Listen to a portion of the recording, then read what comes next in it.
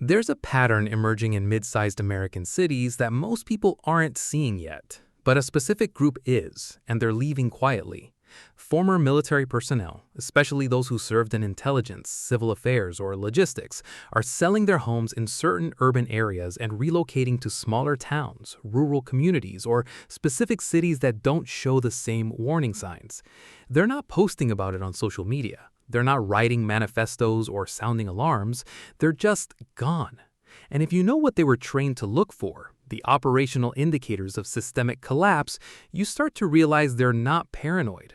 They're reading the terrain the same way they read it in Fallujah and Kandahar, in every place where infrastructure died before the people admitted it was happening. This isn't about a zombie apocalypse or some Netflix fantasy. This is about the slow, grinding, entirely predictable failure of complex urban systems that were built during times of abundance and are now being held together with duct tape, debt, and wishful thinking. Cities don't collapse overnight. They deteriorate in stages, and those stages leave fingerprints. The problem is that most people don't recognize those fingerprints until the only options left are bad ones. Act 1. The physical city is dying. The first thing that catches their attention is water. Not whether you have it, but how reliably you have it, and what the system is telling you about its own future. In a healthy city, water infrastructure is invisible. You turn to tap, water comes out, you never think about it again. But when you start seeing periodic boil water advisories, especially if they're happening more than once every couple of years, that's not bad luck. That's a system announcing its own failure in the only language it knows. When the city starts issuing press releases about necessary main replacements, or you notice streets torn up for emergency waterline work in multiple neighborhoods simultaneously, you're watching infrastructural triage in real time. Here's why this should unsettle you. Municipal water systems in the United States average 60 to 100 years old, built with materials that had a lifespan of about 75 years. We're decades past expiration. Replacement costs millions per mile, and most cities need hundreds of miles replaced. So they patch, they react, they wait for catastrophic breaks and fix those, while the rest of the system continues aging like a body with untreated cancer. A reconstruction specialist who worked in Helmand Province uses the exact same assessment framework for American cities that he used for Afghan districts. If the water system is in reactive failure mode, everything else is on borrowed time. The second sign they're watching is the power grid, and this one's quieter. You won't see dramatic blackouts at first. You'll see flickers, brief outages that last 3 seconds, voltage sags during heat waves that make your lights dim, scheduled maintenance windows that keep getting longer and more frequent.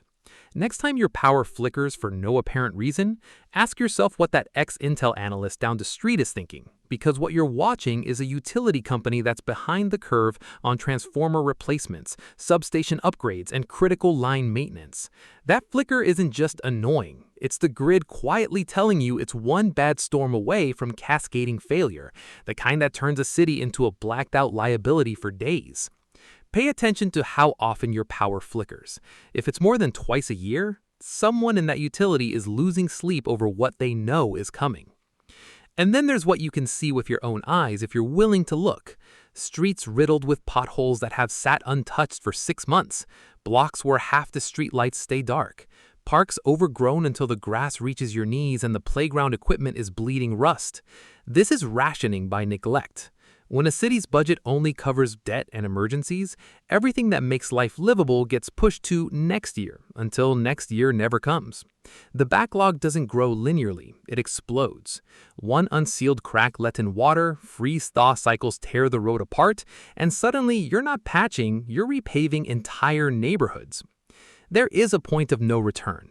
When decay is everywhere, that point has already passed. Now here's where it gets ugly. Any one of these signs is manageable. A main breaks. Okay, that happens. The power flickers during a storm. Fine. There's a pothole that's been there since March. Annoying, but not apocalyptic.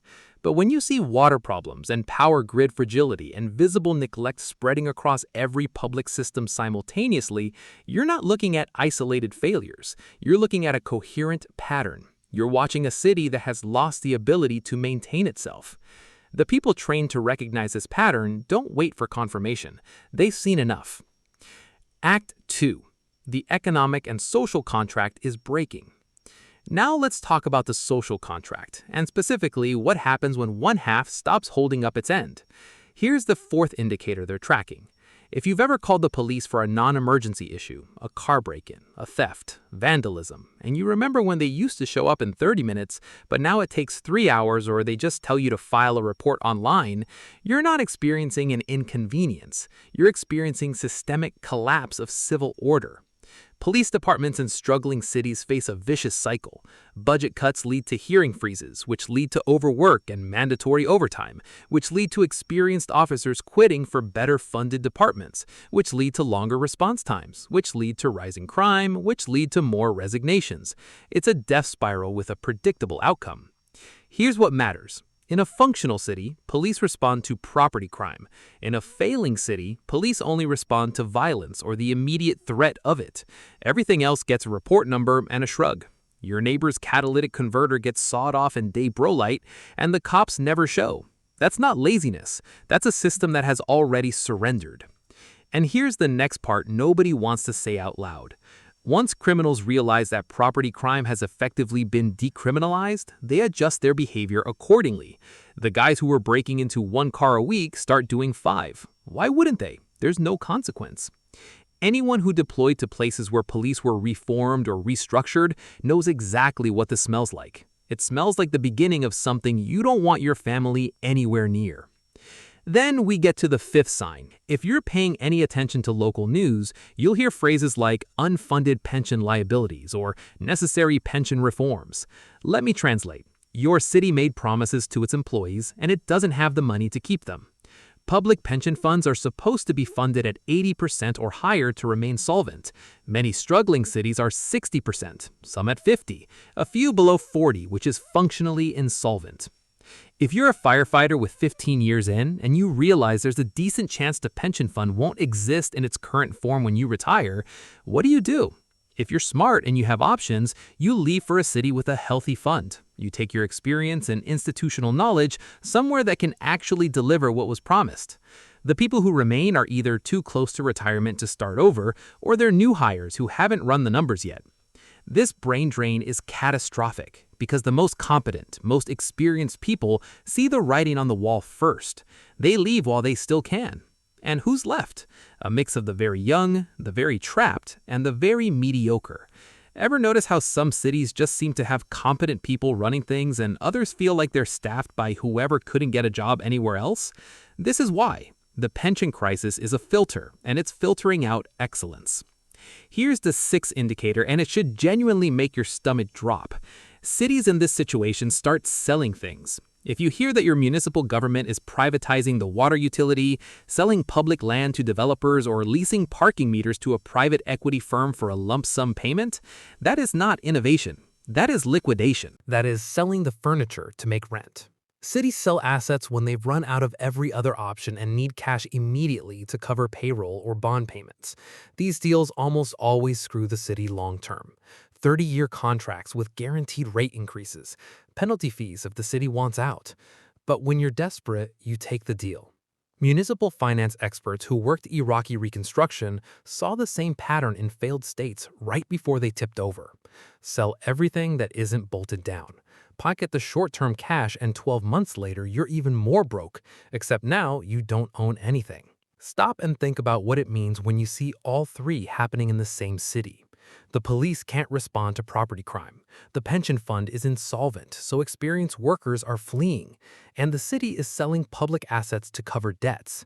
You are watching the social contract dissolve in real time. The city is quietly admitting it can no longer deliver what your taxes are supposed to buy. And once people stop believing the city can be saved, most of them stop caring, including you. Act 3. The human capital is fleeing. But here's the part that should make your hands go cold. It's not just cops and firefighters leaving. The seventh sign is the exodus of people who make a city actually functional. The experienced nurses, the specialists, the skilled electricians who know how to keep old systems running, the senior engineers at the water treatment plant who know every bypass, every workaround that isn't in any manual. In a healthy city, these people stay for decades.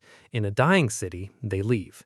And when they leave, they take something irreplaceable: institutional knowledge. A hospital that starts losing its specialists is showing you a very specific kind of failure. Neurologists and orthopedic surgeons quietly take jobs elsewhere. ERs fill gaps with traveling nurses who cost triple and don't know the systems. Wait times explode. People with options drive to hospitals in other cities. Medical professionals are some of the most mobile workers in the country. They can go anywhere. When they choose to leave your city, it's because they've run the numbers on quality of life, income, safety, schools, and future prospects, and your city failed the test. The eighth warning sign is harder to see unless you're looking at the data, but you can feel it anecdotally. The ambitious young people are gone. The ones who went to college never come back. The ones who grew up 3 blocks from where you're sitting moved to Denver or Raleigh or Austin. And when you ask if they'll ever return, they laugh like you just asked them to swim back to the Titanic. Every city loses some of its youth, but there's a difference between losing 30% and losing 70%.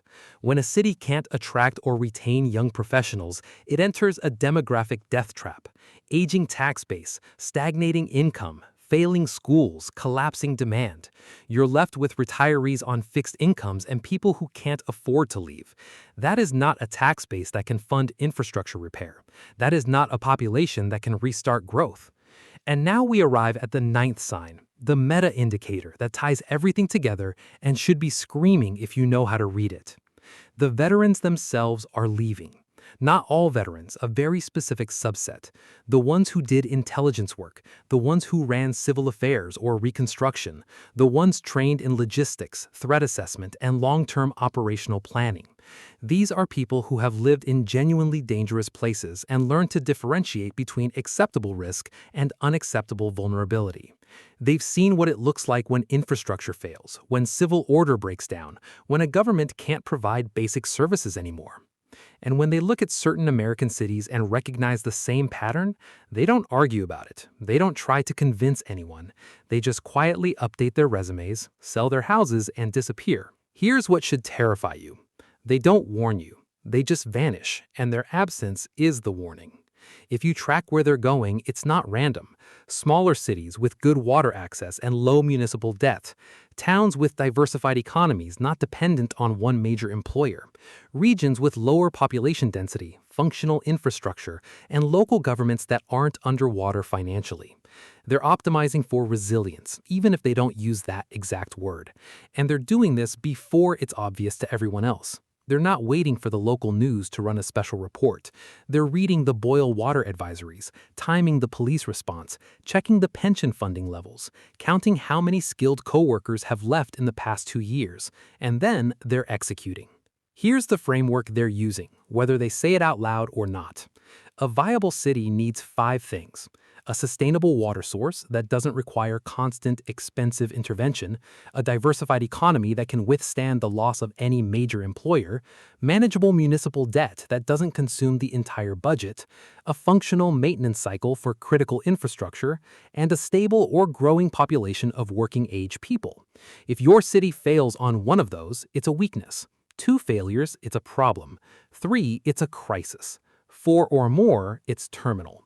The cities that these quiet professionals are abandoning are failing on multiple fronts simultaneously, and the failures are accelerating each other. So what does this mean for you, sitting in your living room in a city showing 4 or 5 of these signs? It means you have a decision to make, and the clock is ticking. I'm not telling you to panic. I'm telling you to do what they did.